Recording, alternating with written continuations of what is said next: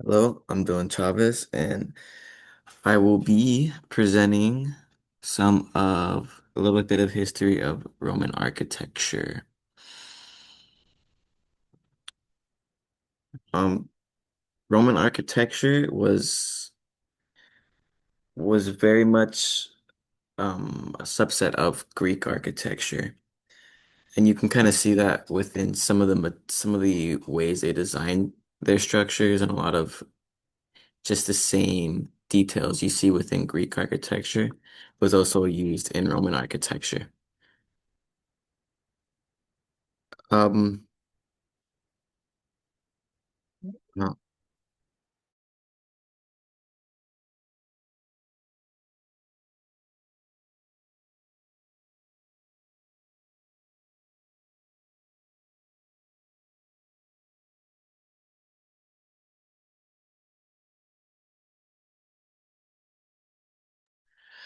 Hmm.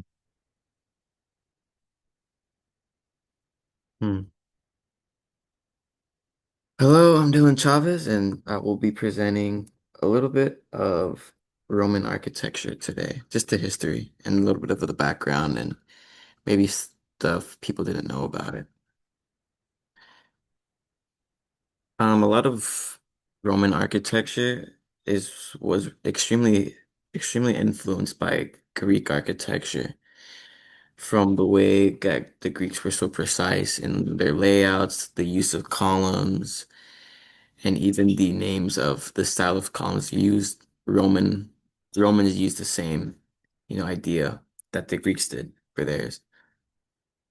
One of the main things we see is how Greeks built these temples for not only public access, but also, gathering spaces. And a lot of it was to have a lot of the individuals within their culture come into these places and see that these structures were for worshiping, and it would tie back into, their government and how each were tied together.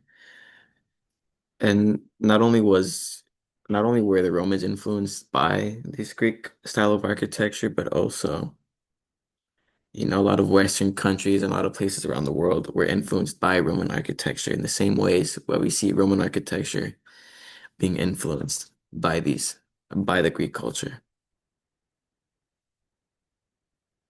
And for the intro, I'm going to be talking about, materials, columns, a lot. One of the most prolific pieces that you associate with Roman architecture, which is the Pantheon.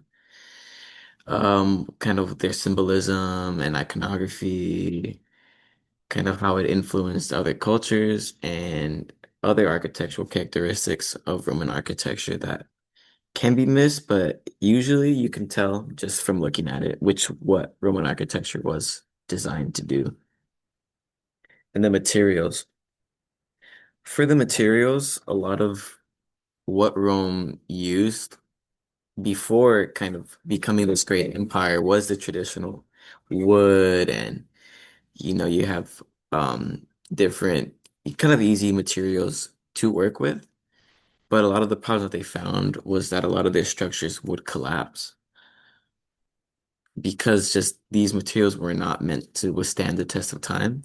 And then that's when you see Rome switch to these durable materials that we still see standing today.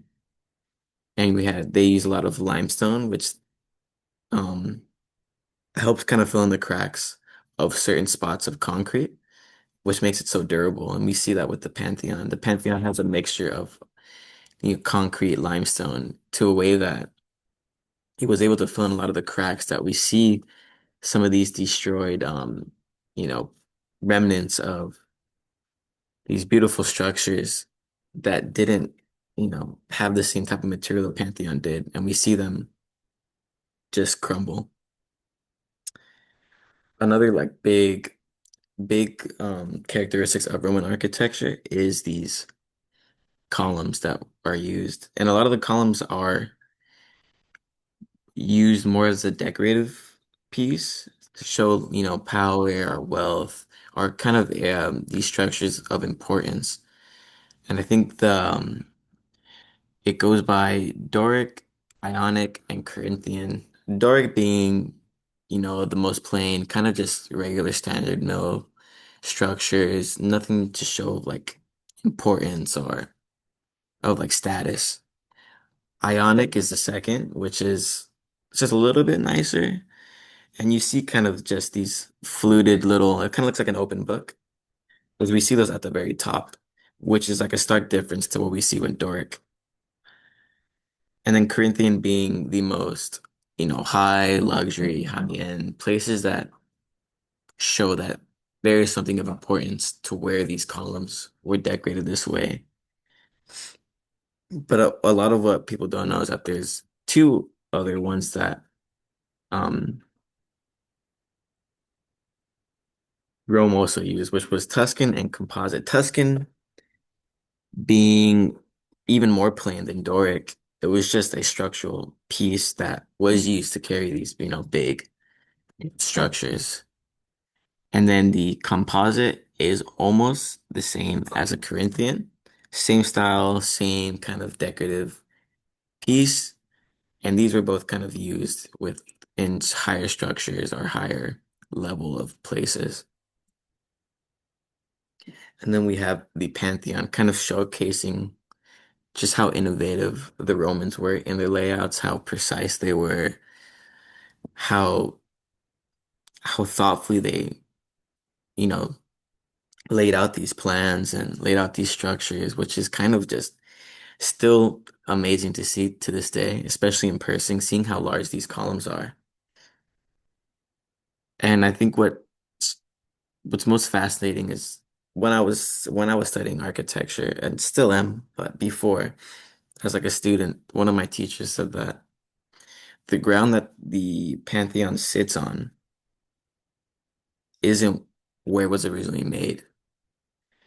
Because Rome has such a bad flooding problem, they had to dig into the ground, not dig into the ground, but build up from the ground. And you could still see the original floor the Pantheon did lay on, but now most of it has around the site has been pushed up just to avoid these kind of flooded areas. And looking at this, just the overall um, structure of the Pantheon, you kind of begin to see kind of all the characteristics that you see within Roman architecture, which is the huge columns. There are 24 Corinthian columns, and you can see just the level of detail that these columns have, the archways, the fluted roof with the oculus on top, which is the only source of natural light once these copper doors close. And this also shows how they tried to tie the divine, which is any god during the time, because the Pantheon did end up switching their two different religions, and a lot of them kind of still wanted to connect the individuals with just the religious and higher above cultures.